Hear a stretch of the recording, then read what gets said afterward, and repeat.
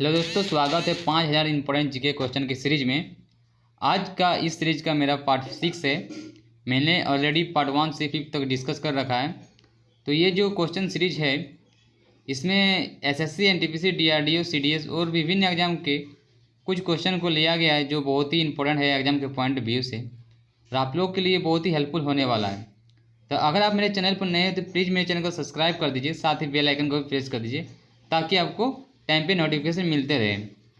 तो चलिए, आज का मेरा पहला क्वेश्चन है कि इस्लामिक जगत में खलीफा से सर्वप्रथम सुल्तान की उपाधि प्राप्त करने वाला व्यक्ति कौन था।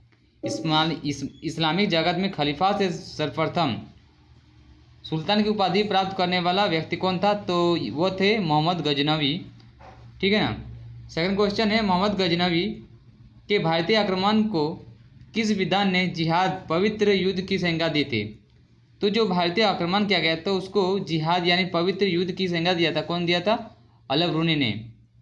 नेक्स्ट क्वेश्चन है कि मोहम्मद गजनवी की मृत्यु के बाद किसने गजनी पर अधिकार कर लिया।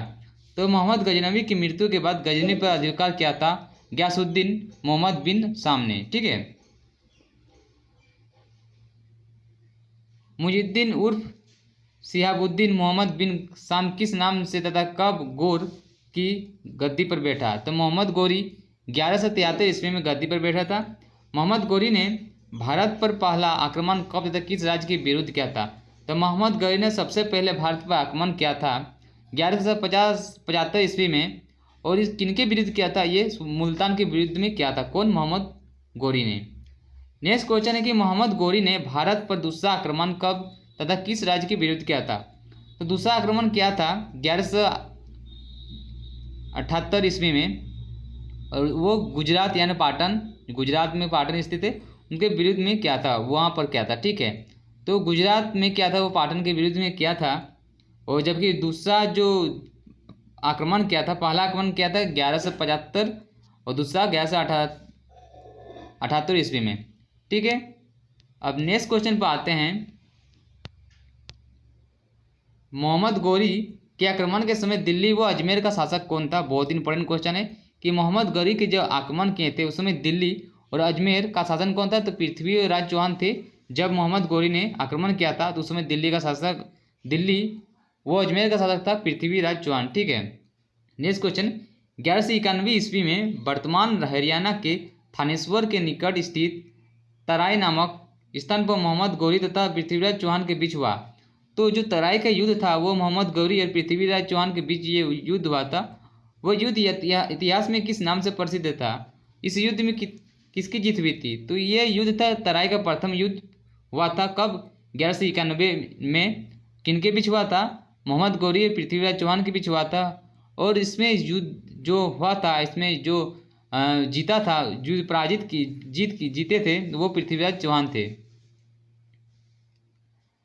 1192 ईस्वी में मोहम्मद गौरी तथा पृथ्वीराज चौहान के बीच हुए तराई के द्वितीय युद्ध में कौन विजय रहा। तो द्वितीय युद्ध हुआ तो वो मोहम्मद गौरी इसमें विजय प्राप्त किए थे, जबकि प्रथम युद्ध थे 1191 में, वो पृथ्वीराज चौहान। तो सबसे पहले जो युद्ध हुआ था वो पृथ्वीराज चौहान जीते थे, और सेकंड वाला में यानी द्वितीय युद्ध में, तराई का दूसरा युद्ध में वो मोहम्मद गौरी जीते थे। ठीक है। तराई के द्वितीय युद्ध में पृथ्वीराज चौहान का सेनापति कौन था? बहुत ही इंपॉर्टेंट क्वेश्चन है। जो सेकंड वाला वार हुआ था तराई का, उसमें पृथ्वीराज चौहान का सेनापति कौन था? स्कंद थे पृथ्वीराज चौहान के सेनापति। नेक्स्ट क्वेश्चन है कि मोहम्मद गौरी तथा जयचंद के बीच युद्ध किस ईस्वी में हुआ था? यह इतिहास में किस नाम से प्रसिद्ध था? तो मोहम्मद गौरी और जयचंद के बीच जो युद्ध हुआ था यह 1194 ईस्वी में हुआ था, वो चंदवार का युद्ध। तो सबसे पहले चंदवार का युद्ध कब हुआ था? 1194 ईस्वी में। और ये किसके बीच हुआ था? मोहम्मद गौरी और जयचंद के बीच। चंदवार यानी जयचंद के बीच। ठीक है, इसे ट्रिक्स याद रखना। अब नेक्स्ट स्लाइड में आते हैं।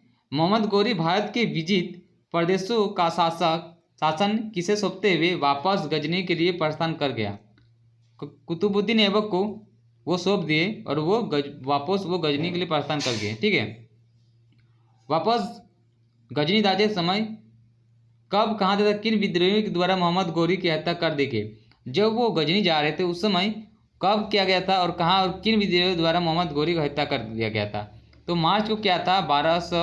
6 ईस्वी में धमियक के कहाँ हुआ था, धमियक में हुआ था, और किन के द्वारा, सिया के द्वारा उसको मतलब उनको क्या किया गया था, हत्या किया गया था। हत्या के बाद मोहम्मद गोरी को कहाँ से जाकर दफनाया गया। तो बहुत इंपॉर्टेंट क्वेश्चन, ये रिपीटेड क्वेश्चन है, मोस्ट इंपॉर्टेंट है और बहुत बार रिपीट किया गया है। जब मोहम्मद गोरी का हत्या कर दिया गया तो उसको दफनाया कहाँ गया था, उसको ले जाकर उसको गजनी में दफनाया गया था। मोहम्मद गोरी के किस गुलाम व सेनापति ने 1197 से 98 ईस्वी में बिहार, 1199 ईस्वी में बंगाल तथा 1202 ईस्वी में कलिंजर पर विजय प्राप्त की थी। तो बख्तियार खिलजी होगा इसका आंसर। मोहम्मद गौरी तथा पृथ्वीराज चौहान के बीच हुए युद्ध का वर्णन किस ग्रंथ में किया गया था।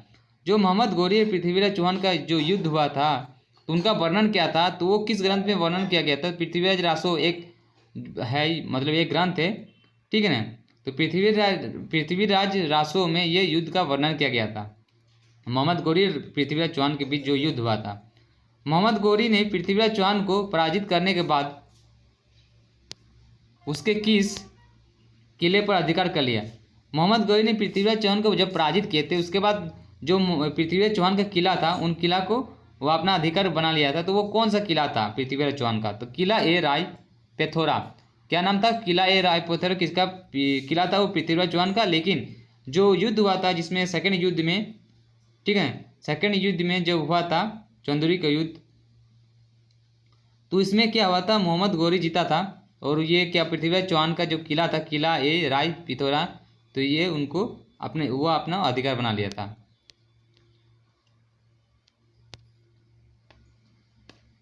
नेक्स्ट क्वेश्चन है, मोहम्मद गौरी भारत के विजित प्रदेश का शासन कितने सकते हुए, ये तो हो गया।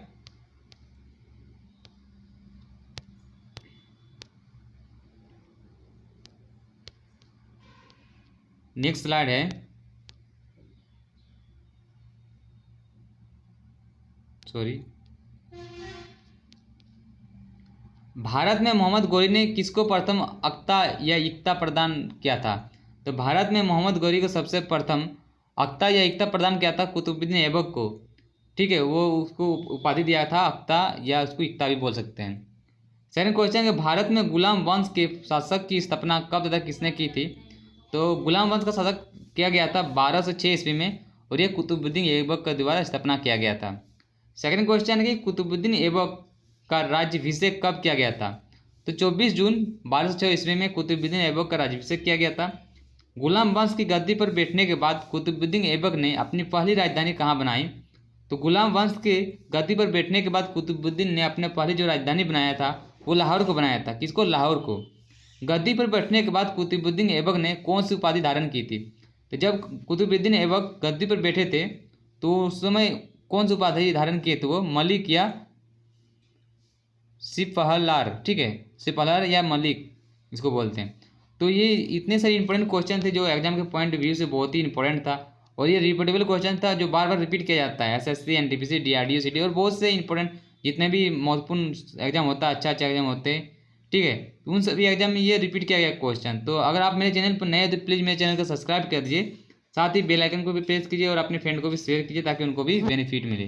तो चलिए, thank you and have a nice day.